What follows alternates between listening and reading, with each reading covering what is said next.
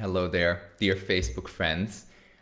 I just realized that I went live before and I did this whole live stream and I wasn't connected to the microphone, so the audio was terrible. The audio on the live stream I did before was terrible. So we're gonna do it again with good audio. Hello, beautiful microphone. And the video that I'm recording for you today, right now, right here, is called Three Mistakes That Most Activists Make. And the reason why I'm calling them mistakes is because at its core, the three things that I will share with you in a minute take away our energy. They take away our energy as activists and they lead us into either burnout or into frustration or into anger spirals or even into spaces where we throw around our emotions instead of actually being and staying married to the main cause of leaving impact in the world to our fellow people on this planet, which are about to become vegan, hopefully, as we do our work as activists. Right. Let me turn the air condition on. It's pretty hot in here. My name's June, by the way. I'm on Bali, and it's hot on Bali. We need air conditioning. We don't need heating. We need air conditioning. And in this video, as I said, I want to share three main mistakes with you that a lot of activists make. The dog wants to come inside. So many distractions. Come in. There we go. So the first thing I want to share with you is something that I've done. Well, actually, all of the things that I'm going to share with you are things that I've done the moment I turned vegan, and especially the moment I became an activist for animal rights. By the way, if you're not an animal rights activist, but if you're somehow active for human rights, for the environment, this video is also for you. This video is for anybody who has this hard drive, this hard mission to create positive changes in the world, to help this world heal, to help animals be alive and safe, etc. Or also social activists, LGBTQ plus activists. I'm a queer man myself, so consider that a part of my activism as well. The first thing I did that I consider a mistake today when I turned vegan and I really went full on activist mode. I went on streets every week. I went into demonstrations. I felt like I had to do so much. So the mistake that I did was I tried to do as much as possible every day, every weekend, after work, before work, online, offline. I attempted to be active as much as possible.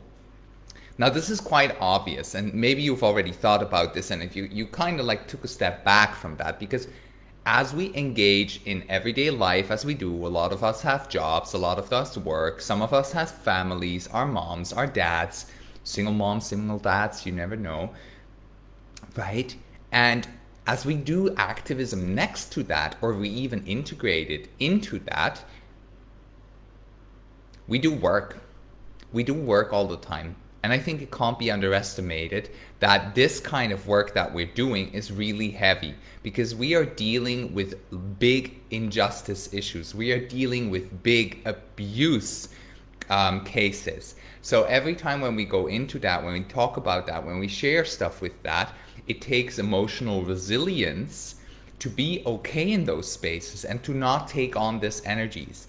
And so there is a certain tendency for activists to use anger and frustration as a driving force, which in my opinion actually is the second mistake I've written down for us and I wanted to talk about. The first mistake is doing as much as possible. The second mistake is using anger and frustration as a driving force. Now, let me tell you this, if you always try to do as much as possible, there's a massive tendency that you're gonna burn out and you're not gonna be seen and heard in the world for a time. It happened to me. I burned out and I quit activism for a whole year. So I didn't talk about anything that was related to my heart mission, to my heart purpose, simply because I burned myself out. And that's something that I see a lot of activists do, and I think we have to stop that. We really have to stop that. Now, the second mistake, as I said, is infusing anger and frustration into our activism. Now, why is that a mistake? A lot of people think, no, I'm angry, like I can like push forward now and I can move into my activist role and I'm going to use this as my driving force. The thing with anger and frustration is it infuses all of your words and actions. It infuses your body language, and it infuses the way you engage with people. Every emotion does. Like, unless you're a Zen master and you're meditating on the Himalaya top for every single day, then you're probably like capable of detaching your emotions from everything.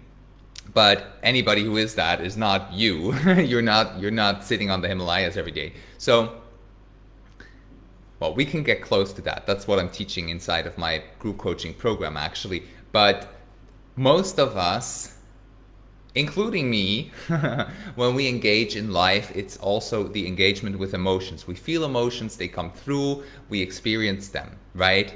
And it's a conscious choice that now that you know about this, it's a conscious choice that we can make to detach certain emotions from certain actions. And when we go into activism, what is actually our role? Is our role to blame and shame other people into the realization that they have to make a shift in order to create a better world for them and for all beings around them? Or is our role to be a catalyst for their consciousness, to guide them from step to step, to make them make the connections in their mind so that they can step into action from their own willpower? I think that's our job as activists. And infusing anger and frustration into our activism does not lead anybody to becoming active for the bigger cause themselves.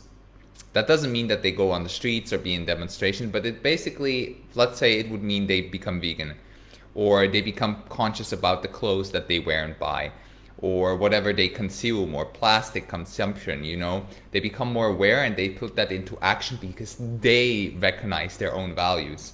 We are just here to help them understand what that is. And so the way we have to do that is we have to come from an emotional signature of peace, acceptance, and love, and bring them into that signature as well, simply by radiating it. Okay? We have to radiate a different emotional frequency outward so that people can feel welcome, that people can feel welcome and not feel triggered and not feel attacked. Because anger and frustration, they are forces that tend to trigger anger and frustrations in the other person.